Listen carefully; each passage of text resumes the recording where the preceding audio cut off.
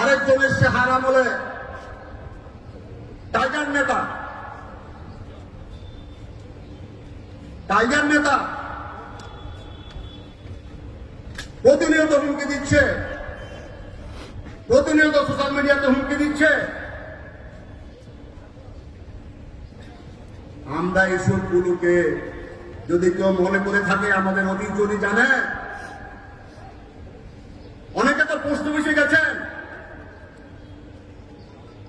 আমাদের রেকর্ড জানার জন্য, ফরিয়াদের রেকর্ড জানার জন্য, হেডলাইন্সের রেকর্ড জানার জন্য।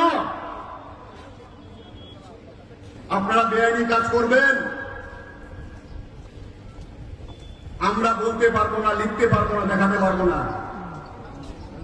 আর যদি বেশি বেশি সামাজিক মাধ্যমে এসব করেন, আমি বলে দিয়ে যাচ্ছি, যা বলি তা আমরা করি।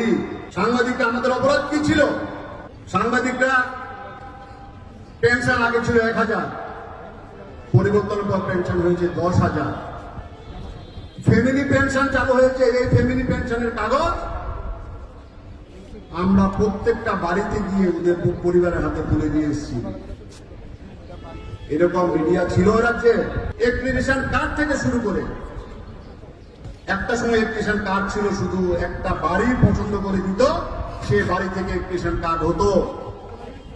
এখন মহকুমা স্তরে সাংবাদিকরা ইলেকট্রিশিয়ান কার্ড পায়, তাদের স্বাধীনতা অর্জিত হয়েছে। যে তাকে দীর্ঘদিন ধরে করেছে ইলেকট্রিশিয়ান স্বীকৃতির জন্য, সেই স্বীকৃতি আপনারা পেয়েছেন। পেনশন 10,000 টাকা করে পাচ্ছেন। আমরা বলেছি এই পেনশন 20,000 টাকা করা হোক। 10,000 টাকা দিয়ে কি চলে? ফ্যামিলি পেনশন যারা 5,000 টাকা করে পাচ্ছেন তাদের 10,000 টাকা করতে বলেছি। বিজ্ঞাপনের রেট বাড়েনি, সেই রেট বাড়াতে বলেছি। এটা আমাদের অপরাধ। এটা বললে বাহুবলি, দুর্নীতি দেখালে বাহুবলি, দালাল। বেশি বললে আমরা যারা বলবেন আমরা ওইখানে গিয়েই করবো আন্দোলন। একটা সাংবাদিক যদি আক্রান্ত হয়, একটা সাংবাদিক যদি সামাজিক মাধ্যমে গালিগালাজ করেন, বিশ্রীভাবে যদি গালিগালাজ করেন, কাউকে মাফিয়া টাকমা যদি দেন, কাউকে দালাল টাকমা যদি দেন, তাহলে কিন্তু পরিণতি ভুগতে হবে। আমি বলে দিচ্ছি, আমরা ভোটের পার্টি না।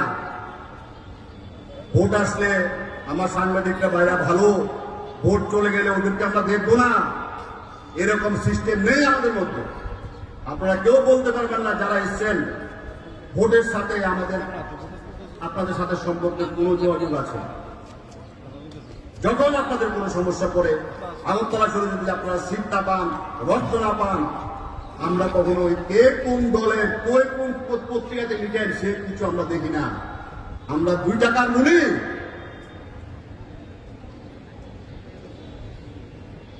কার সবার অতীত জানি, কার অতীত কি ছিল, এখনো কে কি করছেন। আমরা আগেও যেরকম লিখেছি, আগেও রক্তচক্ষু 2 জন সাংবাদিক হত্যা করা হয়েছে এই রাজ্যে 1 মাসের ব্যবধানে। বিচার হয়েছে, দিল্লি পর্যন্ত গেছি আমরা, বিচার হয়ে রাষ্ট্রপতির কাছে গেছি আমরা, সুবল দাস নেতৃত্বে আমরা রাষ্ট্রপতির কাছে গেছি, কেন্দ্রীয় স্বরাষ্ট্রমন্ত্রীর কাছে গেছি। বিচার হয়েছে বন্ধুগণ, বিচার পেয়েছে ওরা, পাইনি। কারণ আমরা সস্তায় সাংবাদিকদের সাথে থাকি না। আমরা যেটা থাকি, আমরা দায়িত্ব নিয়ে থাকি, আমরা ভালোবাসা দিয়ে থাকি। হ্যাঁ, আপনাদের সবকিছু তো আমরা করতে পারি না, কিন্তু দুঃসময়ে আমরা সাথে থাকি। এত কিছু করার পর এটাই আমাদের অপরাধ।